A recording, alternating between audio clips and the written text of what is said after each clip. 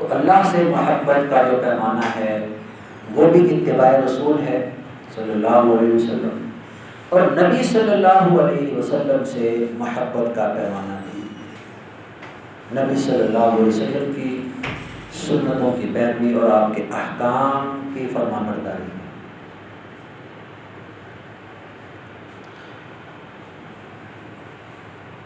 ایسا نہیں ہے کہ ہم کوئی نیا طریقہ ایجاد کر لیں نبی صلی اللہ علیہ وسلم سے اپنی محبت کو ثابت کرنے کے لیے، اور وہ طریقہ ہمیں نہ قرآن مجید میں ملے، نہ احادیث رسول میں ملے، نہ صحابہ کی زندگیوں سے ملے، نہ تابعین سے ملے، نہ تبع تابعین سے ملے، سلف صالحین سے کسی سے بھی وہ طریقہ نہ ملے، اور ہم اس کو نام دے دیں محبت رسول کا، کہ یہ جو ہم کام کر رہے ہیں یہ محبت رسول کی وجہ سے کر رہے ہیں، اور وہ کام نہ صحابہ نے کیا، نہ ازواج مطہرات نے کیا، نہ خلفاء راشدین نے کیا، نہ تابعین نے کیا۔ تو ایسی جو چیزیں ہیں ان پر از سر نو غور و فکر کرنے کی ضرورت ہے۔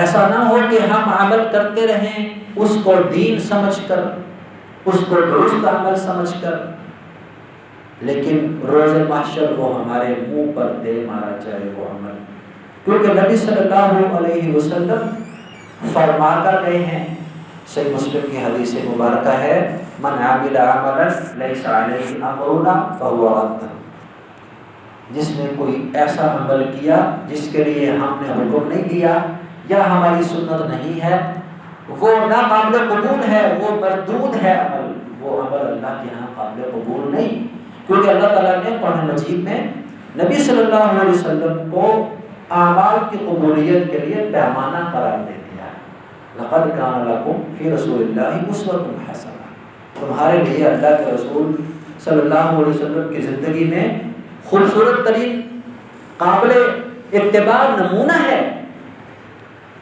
اس نمونے سے ہٹ کر جو بھی عمل ہوگا اللہ کے ہاں قابل قبول نہیں ہے، بلکہ آپ صلی اللہ علیہ وسلم نے فرمایا من رغب عن سنتی فلیس منی، صحیح بخاری کی حدیث ہے، جس نے میری سنت سے منہ موڑا، میری سنت سے ہٹ کر کوئی عمل کیا، اس کا میرے ساتھ کوئی تعلق نہیں ہے۔ تو نبی صلی اللہ علیہ وسلم سے محبت کا پیمانہ اطاعت رسول ہے، فرما برداری رسول ہے۔ آپ صلی اللہ علیہ وسلم دنیا میں تشریف لائے، رحمت بن کر آئے، رحمت للعالمین آپ صلی اللہ علیہ وسلم کا وصف ہے، آپ صلی اللہ علیہ وسلم کی صفت مبارکہ ہے۔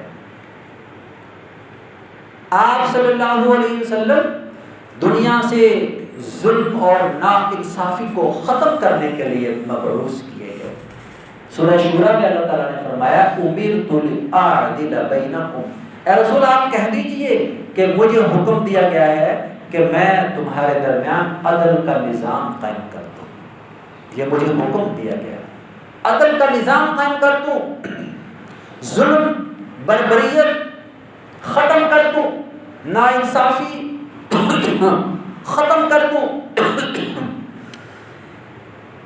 اور اللہ تعالیٰ نے قرآن مجید میں بار بار یہ حکم دیا ہے اعدلوا، عدل کرو، عدل کرو۔ ان اللہ لا يحب الظالمین، اللہ ظالموں کو پسند نہیں کرتا، ظالموں سے محبت نہیں کرتا۔ اور یہاں ہر طرف ظلم ہو رہا ہے، ظلم کا بازار گرم ہے، ظلم کی انتہا ہو گئی ہے۔ نظام کون سا چل رہا ہے؟ عدل کا نظام ہے۔ کوئی کہتا ہے اس کو عدل کا نظام، یہ جو اینٹوں اور گارے اور مٹی اور سیمنٹ کی بلڈنگیں ہیں ان کو عدالتیں کہنا لفظ عدالت کی توہین ہے۔ عدالت عدل سے نکلا ہے، اور عدل قرآن کے الفاظ ہے، اور عدل صرف اللہ کے نظام سے ہو سکتا ہے۔ اللہ کے نظام کے علاوہ چاہے وہ امریکہ کا نظام ہے، برطانیہ کا ہے، جرمنی کا ہے، کسی بھی انسان کا بنایا ہوا کوئی بھی نظام ہے وہ عدل کا نظام نہیں ہے، وہ ظلم کا نظام ہے۔ یہ اللہ نے فرمایا قرآن مجید میں، وَمَن لَّمْ يَحْكُم بِمَا أَنزَلَ اللَّهُ فَأُولَٰئِكَ هُمُ الظَّالِمُونَ۔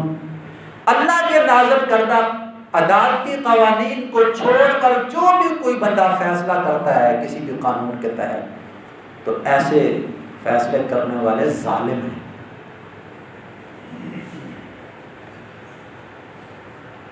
تو یہ ظلم کا نظام ہے۔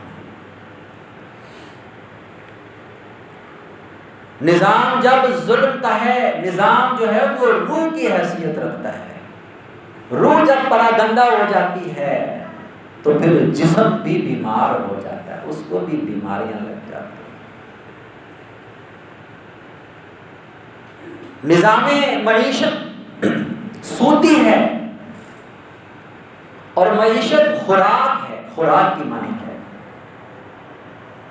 زندہ رہنے کے لیے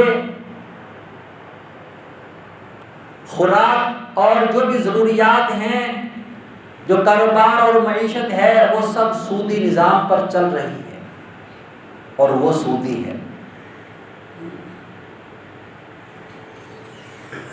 تو خون جو ہے اس سودی نظام معیشت اور غلط خوراک کی وجہ سے خون کینسر زدہ ہو چکا ہے۔ اس قوم کا جو جسم ہے نا، اس کے اندر سود پر پلنے والے جسم میں کینسر زدہ سود سے غذائیت حاصل کرنے والا خون دوڑ رہا ہے۔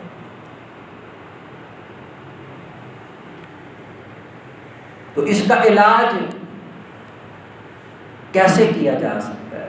جیسے نبی صلی اللہ علیہ وسلم نے ہمیں راستہ دکھایا، رہنمائی فرمائی، جو ہدایات دی، جو اللہ کے احکام ہیں ان کو ہم اپنائیں گے تو ہی اصلاح کر سکتے ہیں۔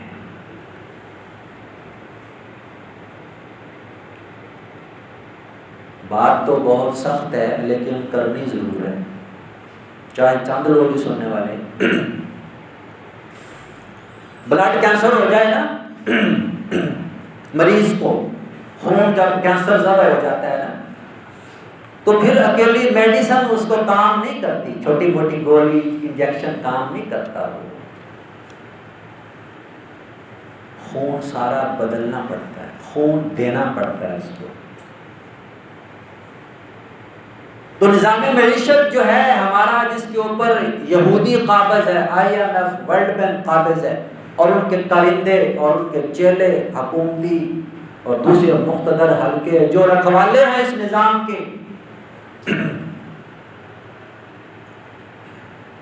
جو اس نظام کو مسلسل ظلم کے نظام کو چلا رہے ہیں اور جو اس کے خلاف آواز اٹھاتا ہے اس بندے کو غائب کر دیتے ہیں، اس پر ظلم کرتے ہیں۔ تو یہ جو خون کینسر زدہ ہے نا، اس کو خالص خون سے بدلنا پڑے گا، خون دینا پڑے گا اس کے لیے۔ قوموں کی تاریخ میں آپ پڑھ لیجئے، معلوم تاریخ میں ظالم حکمرانوں اور ظلم کے نظام کے خلاف جب مظلوم اٹھے ہیں اور انہوں نے خون دیا ہے، جانیں دی ہیں، پھر ان کی جان چھوٹی ہے، اور کوئی طریقہ نہیں ہے۔ یہ ہماری کتنی نسلیں جو ہیں وہ ان کے کھائے ہوئے قرضے اور ان کے سود ادا کریں، کما کما کر ان کو دیے جاؤ، لوگ بھوک سے مر رہے ہیں، خودکشیاں کر رہے ہیں۔ تو اللہ کے نبی صلی اللہ علیہ وسلم تو ظلم سے نجات دلانے کے لیے دنیا میں تشریف لائے۔ اس ظلم کے خلاف کتنے مولوی نکلے ہیں سڑکوں پر، اس ظلم کے نظام کے خلاف کتنوں نے جلوس نکالے ہیں، کتنوں نے مینار پاکستان پر جلسے کیے ہیں، کوئی بھی نہیں نکلا، بکے ہوئے ہیں سب۔ وہ بھی مال کھا رہے ہیں، ممبر و محراب والے بھی، حکومتی عہدیداران بھی مال کھا رہے ہیں۔ اللہ نے قرآن میں سب کچھ بیان فرمایا، ان کثیرا من الاحبار والرہبان لیأکلون اموال الناس بالباطل وَيَصُدُّونَهُمْ عَنْ سَبِيلِ اللَّهِ۔ علماء اور مشائخ کی اکثریت لوگوں کا مال باطل طریقے سے کھاتے ہیں اور انہیں اللہ کے راستے سے بھی روکتے ہیں۔ جو اللہ کے نظام کا نام لیتا ہے، نبی صلی اللہ علیہ وسلم کے نظام کا نام لیتا ہے، وہ نظام جو مدینہ میں آپ صلی اللہ علیہ وسلم نے نافذ فرمایا، جو انسانی تاریخ کا خوبصورت دور تھا، جس میں انصاف اور مساوات اور عدل کا ایک ایسا نمونہ انسانی تاریخ کو مہیا کیا گیا جس کی کوئی مثال نہیں ملتی، اس نظام کو نافذ کرنے کے لیے کتنوں نے جدوجہد کیے، کتنوں نے خون دیا، سب بکے ہوئے، کوئی نکلنے کو تیار نہیں، بیان دینے تک کوئی تیار نہیں ہے۔ 80 سال ہونے کو ہیں آپ کو، جمہوریت سے آپ کو کیا حاصل ہوا، اس سودی نظام سے آپ کو کیا ملا؟ کچھ بھی نہیں ملنا۔ اللہ نے قرآن میں فرما دیا ہے کہ یہ اللہ اور اس کے رسول سے اعلان جنگ ہے سودی نظام، اور یمحق اللہ الربا، اللہ سودی نظام کو تباہ و برباد کرتا ہے۔ اللہ نے فرما دیا جو تمہارا سب سے بڑا دشمن ہے یہودی، تم اس کے پنجے میں اس طرح سے جکڑے گئے ہو کہ تمہارا خون نچڑ رہا ہے، تمہاری کمائی، خون پسینے کی کمائی نچوڑ کر وہ لے رہے ہیں۔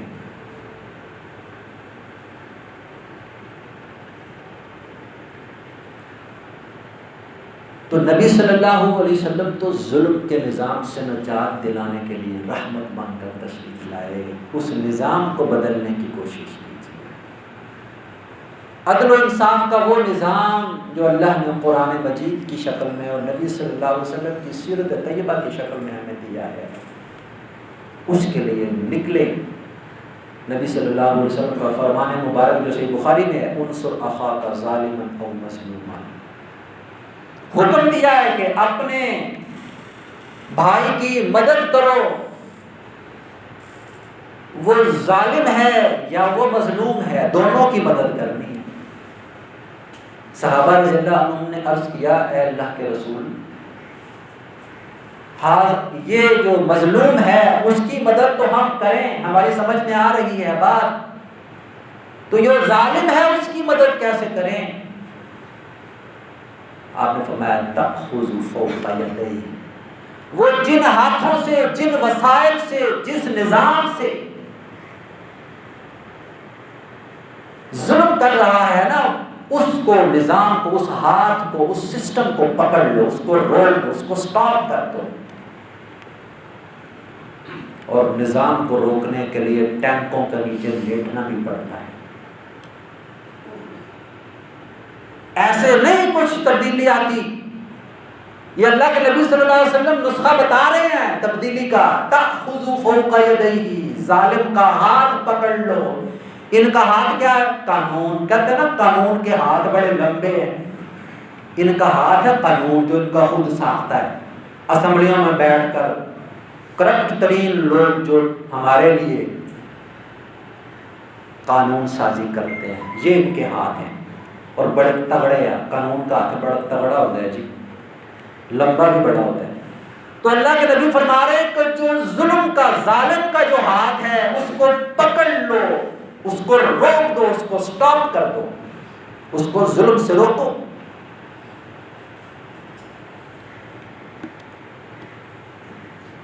ہاتھ سے جو کر سکتا ہے وہ ہاتھ سے کرے، جو زبان سے کر سکتا ہے وہ زبان سے کرے، جو بہت ہی کمزور ہے وہ دل میں تو برا جانے۔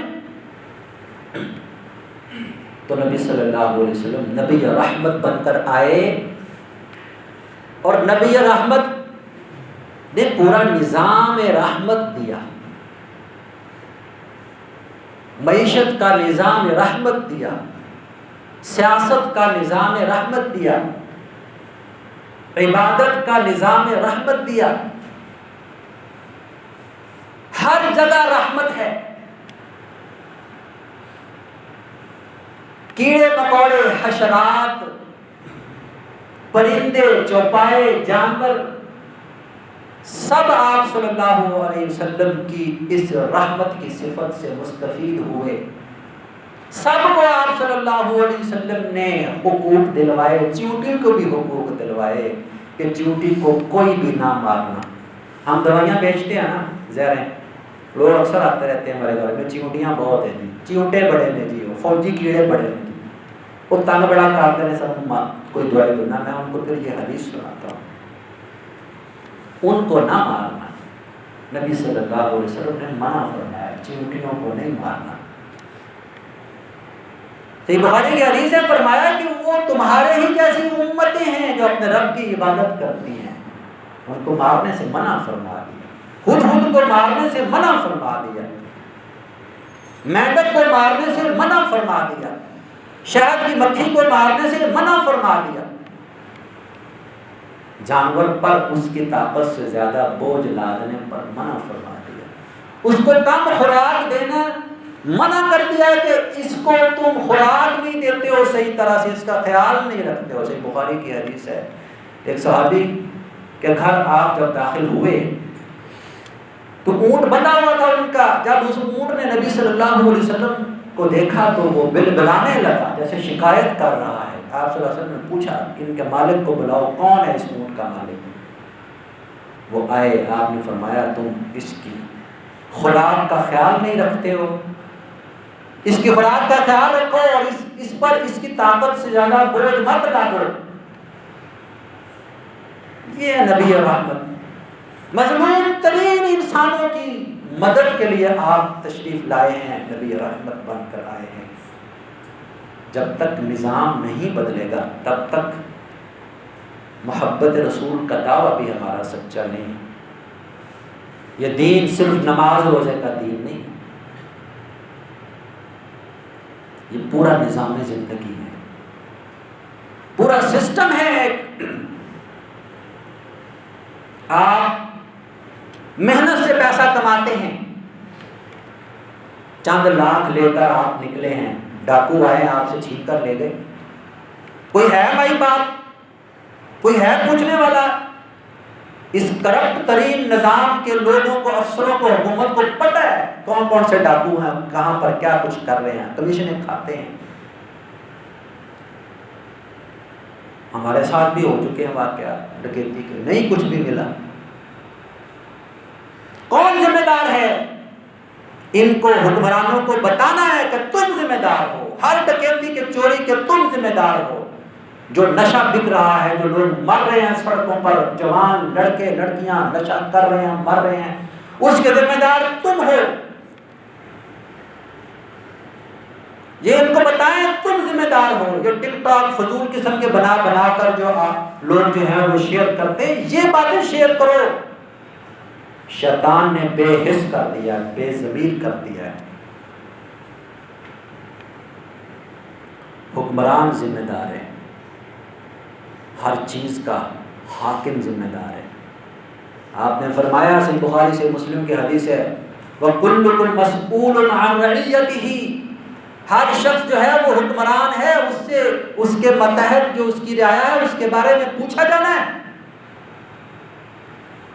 حاکم جو ہے اس کی جو رعایا ہے اس سے اس کے بارے میں پوچھا جانا ہے۔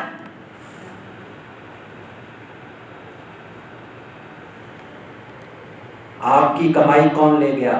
اسلام نے کیا سزا دی ہے ڈاکو کو؟ قرآن کا حکم ہے، فرمایا کہ جو ان یقطعوا او یصلبوا، ان کو کاٹ دیا جائے، یقطعوا، کاٹ دیا، ٹکڑے ٹکڑے کر دو ایسے لوگوں کے، یا ان کو پھانسی میں لٹکا دو سرے عام، یا ان کے مخالف سمجھ سے ہاتھ اور پیر کاٹ دو، ایک طرف کا بازو کاٹ دو اور دوسری طرف کی ٹانگ کاٹ دو،